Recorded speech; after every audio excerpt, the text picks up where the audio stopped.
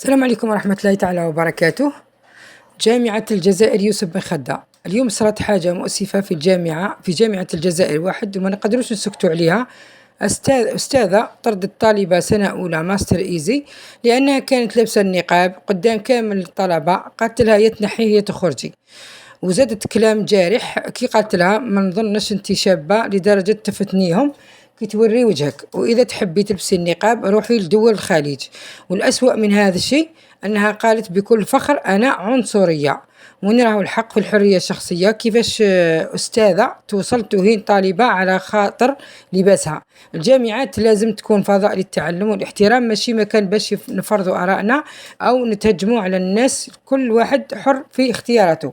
كان هذا رسالة منشور نشروه طلبة الجامعة يوسف بن خدة في مواقع التواصل الاجتماعي، وكان هذا تصرف لا أخلاقي من أستاذ الجامعة.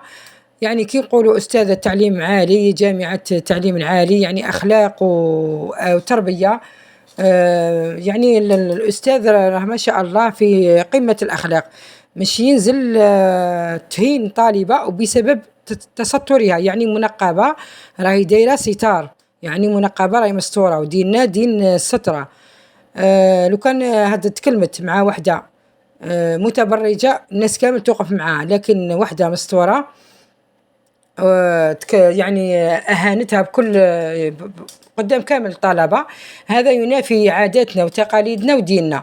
والحمد لله يعني جامعة الجزائر كتبت خرجت منشور وقالت بعد ما طلعنا على الخبر الذي تم تداوله على وسائل التواصل الاجتماعي بخصوص ما وقع بين الأستاذة والطالبة على مستوى كلية الحقوق العلوم جامعة الجزائر واحد، قامت إدارة الكلية باستدعاء كلا الطرفين وتم الاستماع لهن كل على حدة، وبناء عليه تقرر في الأخير إحالة الملف على لجنة الآداب وأخلاقية المهنة للبث فيه.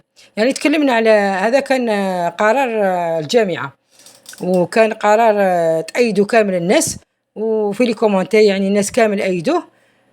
احنا تكلمنا على الأستاذة، يعني قلنا لازم الأستاذة يعني يديروا لها تربية وإعادة تأهيل، هذا على الأستاذة صغيرة يعني للتلاميذ والطلبة الثانوي كيفاش تعاملهم. لكن واش نقولوا في أستاذة تعليم عالي يعني قمة الأخلاق، وقمة كان خصها تقرأ أخلاقيات المهنة. واش نقولوا؟ لا حول ولا قوة إلا بالله العلي العظيم. أعطونا رأيكم في هذا الأستاذة، إن شاء الله يعني اللجنة تقوم بالواجب وتوقف عند حدها، ونتمنى تكون عبرة لمن يعتبر، والأستاذ في حده والتلاميذ يعني في حدهم. ما دامت الطالبة راهي منقبة وراهي مستورة يعني ما تقدرش تتكلم معها، وحتى وكانت متبرجة وتتكلم معها راهي عندها حق، والناس كاملة حتى تكون معها. حسب رأيي إذا كانت حابة تتأكد من الشخصية تاعها كانت قادرة يعني تجبدها هكذا بجهة، تقول لها وري لي بطاقة الطالب وعلي على وجهك، يعني ما بيناتهم فقط بلا ما تكشف. لكن هذا الأستاذة راهي تحمل ضغينة وحقد في قلبها، من عارفة على المسلمين ولا على النقاب، ولا عندها مشكل في شخصيتها، وقالت أنها عنصرية ودول الخليج، وذكرت يعني كلام لا يجوز يعني قوله في دولة إسلامية وفي حرم جامعي. نقول إن شاء الله يعني